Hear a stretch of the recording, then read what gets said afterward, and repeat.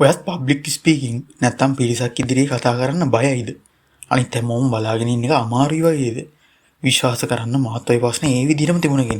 ඒත් මේ විද්දි මම සර් කැමැත්තෙන්ම ගිහින් ඕනි තැනක ලස්සන කතා කරන්න තරම් හැකියාවක් ලබා ගත්ත කෙනෙක්. ඉතින් මේ බය දුරු කරන්නේ කොහොමද කියලා සත්‍ය පියවර 5කින් මම ඔයාලට පැහැදිලි කරනවා. රැඳෙන්න මාත් එක්ක වීඩියෝ එකේ අවසානයේ දක්වාම මේ පියවර 5ම කටයුතු කරන්න ඔයත් හොඳ කතියෙක් වෙනවා සහතිකයි. අංක 1. ඔබ ලබා දෙන පණිවිඩය මත අවධානය යොමු කරන්න. බොහෝ අයට බය ඇති වෙන්නේ මට වැරදීවි කියලා හිතලා. ඒ වෙනුවට අවධානය දෙන්න ඔබේ පණිවිඩය වෙත. මට මේකෙන් අයෙකුට උදව් කරන්න පුළුවන් කියලා හිතන්න. එතකොට ඔබේ බය අඩු වෙලා යාවි. අංක 2. කුඩා පිරිසක් ඉදිරියේ පුහුණුවේ යෙදෙන්න. ස්ටේජ් එකට පළවෙනි වතාවට නගින්න කලින් ඔයා මිතුරන් කිහිප දෙනෙක් ඉදිරියේ කතාව ඉදිරිපත් කරමින් පුහුණුවේ යෙදෙන්න. ඒ වගේම ඔයාට කණ්ණාඩියක් ඉදිරියේ ගිහලා මේ වැඩේ කරන්න පුළුවන්. මේකෙන් ඔයාගේ කොන්ෆිඩන්ස් එක පියවරෙන් පියවර වර්ධනය වෙනවා.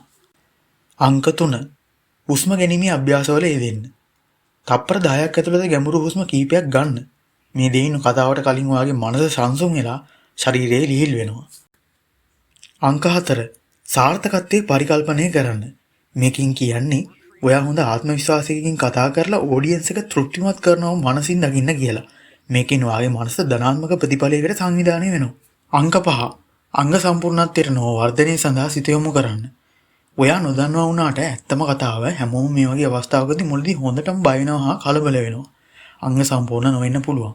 ඒත් හැම අවස්ථාවකදීම අලුත් දෙයක් ඉගෙන ගන්න.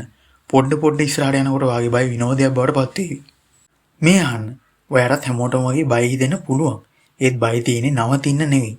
ඔයාව ප්‍රශස්ත මට්ටමකට පත් කරන්න බය හොඳ ඔපචුනිටි එකක් නැත්නම් අවස්ථාවක් කරගන්න. විශ්වාස කරන්න. ඔයාගේ හඬ ලෝකෙට අලුත් ශක්තියක් ගෙනෙන එකක් වෙන්නේ අද ඉඳලා. ඉතින් මේ වීඩියෝ එකෙන් ඔයා වැදගත් දෙයක් ඉගෙන ගත්තා නම් පල්ලෙහා තියෙන subscribe button එක ඔබලා අපිත් එක්ක එකතු වෙන්න කියලා ආරාධනා කරන අතර පල්ලෙහෙන් කමෙන්ට් එකකුත් දාන්න අමතක කරන්න එපා.